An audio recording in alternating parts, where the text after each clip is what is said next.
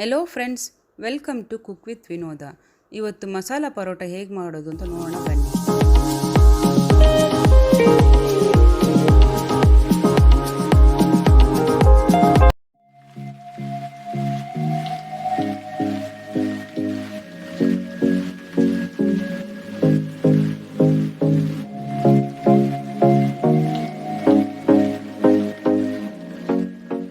ಈಗ ಮೊದಲು ಹಿಟ್ಟನ್ನು ಕಲಿಸ್ಕೊಳ್ಳೋಣ.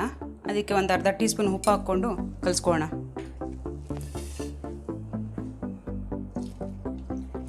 ಚಪಾತಿ ಹಿಟ್ಟಿನ ಅದಕ್ಕೆ ಕಲಿಸ್ಕೊಳ್ಬೇಕು. ಈಗ ಇದಕ್ಕೆ ಒಂದು ಸ್ಪೂನ್ ಎಣ್ಣೆ ಹಾಕ್ಕೊಂಡು ಸ್ವಲ್ಪ ಕಲಿಸ್ಬಿಟ್ಟು ಒಂದು 5 ನಿಮಿಷ ನೆನೆಯೋದಕ್ಕೆ ಬಿಡೋಣ. ಈಗ ಇನ್ನು 10 ನಿಮಿಷ ನೆನೆಯೋದಕ್ಕೆ ಬಿಡೋಣ. ಈಗ ಚಪಾತಿ ಹಿಟ್ಟು ಕಲಸಿ 10 ನಿಮಿಷ ಆಗಿದೆ. ಲಟ್ಟಿಸ್ಕೊಳ್ಳೋಣ.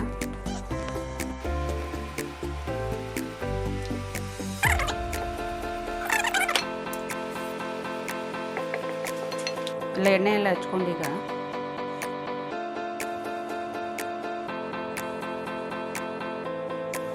ಮಸಾಲ ಹಾಕೋಣ. ಉಪ್ಪು, ಖಾರದ ಪುಡಿ, ಜೀರಾ ಪೌಡರ್, ಧನಿಯಾ ಪೌಡರ್, ಗರಂ ಮಸಾಲ, ಸ್ವಲ್ಪ ಹೋಮ್ಕಾಳು ಹಾಕೋಣ.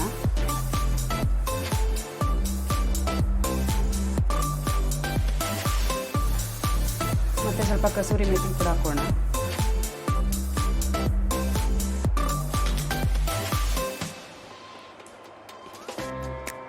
ಈ ಥರ ಮಾಡಿಕೊಂಡು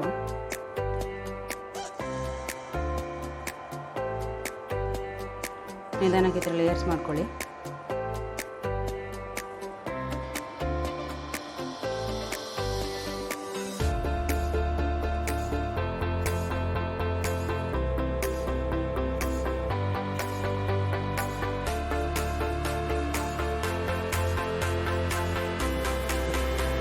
ಇಟ್ಕೊಂಡು ಸ್ವಲ್ಪ ಉದ್ದ ಮಾಡ್ಕೊಳ್ಳಿ. ಈಗ ಮಾಡ್ಕೊಂಡು ಸುತ್ಕೊಳ್ಳೋಣ. ಈಗ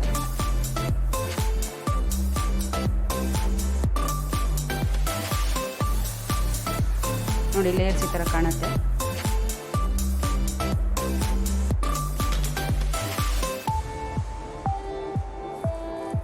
ಈ ಥರ ಸ್ವಲ್ಪ ಲಟ್ಟಿಸ್ಕೊಂಡಾದ್ಮೇಲೆ ಇದು ಆಪ್ಷನ್ ಬೇಕಿದೆ ನಿಮಗೆ, ಎಳ್ಳು ಮತ್ತು ಕೊತ್ತಂಬರಿ ಹಾಕ್ಕೊಳ್ಳೋದಕ್ಕೆ.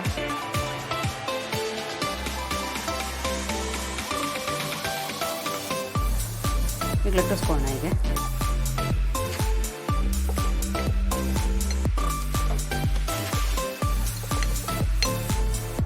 ಈಗ ನೋಡಿ, ಇಷ್ಟು ತಿನ್ನಾಗಿದೆ, ಸಾಕು. ಮತ್ತೆ ಇನ್ನೊಂದು ಮಾಡ್ಕೊಳ್ಳೋಣ.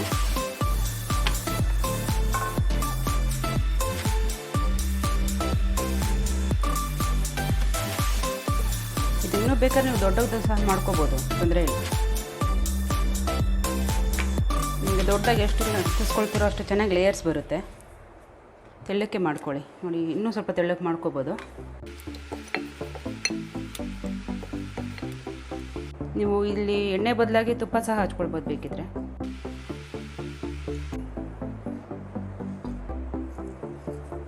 ಉಪ್ಪು, ಜೀರಾ ಪೌಡರ್,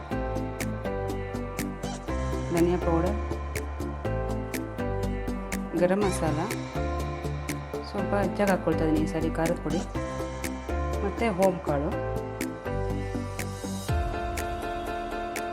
ಮತ್ತು ಕಸೂರಿ ಮೇಥಿ. ಈಗ ಇದನ್ನು ಇನ್ನೊಂದು ಥರ ತೋರಿಸ್ತಿದ್ದೀನಿ. ಇನ್ನೊಂದು ರೀತಿ ರೋಲ್ ಮಾಡ್ಕೊಳ್ಬೋದು. ಈ ಥರ ಆ ಥರ ಮಾಡೋಕ್ಕೆ ಬರಲಿಲ್ಲ ಅಂದರೆ ಈ ಥರ ಆದರೂ ಮಾಡ್ಕೊಬೋದು. ಇದು ಕೂಡ ಲೇಯರ್ಸ್ ಚೆನ್ನಾಗಿ ಬರುತ್ತೆ. ಈಗ ಸ್ವಲ್ಪ ಇದನ್ನು ಉದ್ದ ಈ ಥರ ಮಾಡ್ಕೊಳ್ಳಿ. ಇದು ತುಂಬ ಸುಲಭವಾಗಿರುತ್ತೆ ಈ ಥರ ಮಾಡೋದಕ್ಕೆ.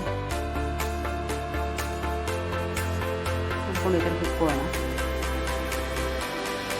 ಇದು ಮಾಡಿಕೊಂಡು ಪ್ರೆಸ್ ಮಾಡಿಕೊಂಡ್ರೆ ಆಯಿತು. ಮತ್ತು ಇದನ್ನು ಲಟ್ಟಿಸ್ಕೊಂಡೆ ಸ್ವಲ್ಪ.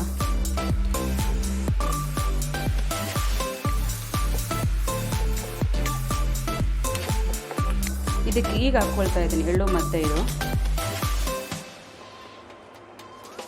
ಎಳ್ಳು ಕೊತ್ತಂಬರಿ ಆಪ್ಷನಲ್ ಅಷ್ಟೇ, ಬೇಕಿದ್ರೆ ಹಾಕ್ಕೊಳ್ಳಿ, ಇಲ್ಲಾಂದ್ರೆ ಬರೀ ಮಸಾಲ ಹಾಕ್ಕೊಂಡ್ರೆ ಸಾಕು.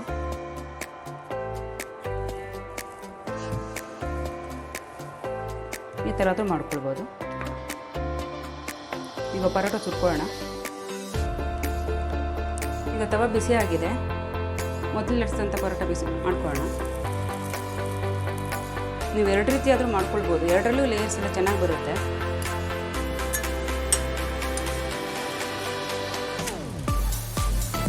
ಈಗ ನೋಡಿ ಲೇಯರ್ಸ್ ಎಲ್ಲ ಹೇಗಿದೆ, ಲೇಯರ್ಸ್ ಎಲ್ಲ ಕಾಣುತ್ತೆ.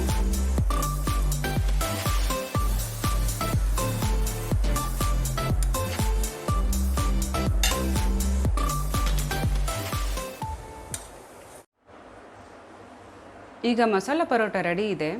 ಮೊಸರು ಮತ್ತು ಸಕ್ಕರೆ ಜೊತೆಯಲ್ಲೂ ತುಂಬಾ ಚೆನ್ನಾಗಿರುತ್ತೆ. ಇಲ್ಲಾಂದರೆ ಉಪ್ಪಿನಕಾಯಿ ಜೊತೆಲಾದರೂ ತಿನ್ಬೋದು. ಈ ರೆಸಿಪಿನ ನೀವು ಒಮ್ಮೆ ಆದರೂ ಟ್ರೈ ಮಾಡ್ತೀರಾ ಅಂದ್ಕೊಳ್ತೀನಿ.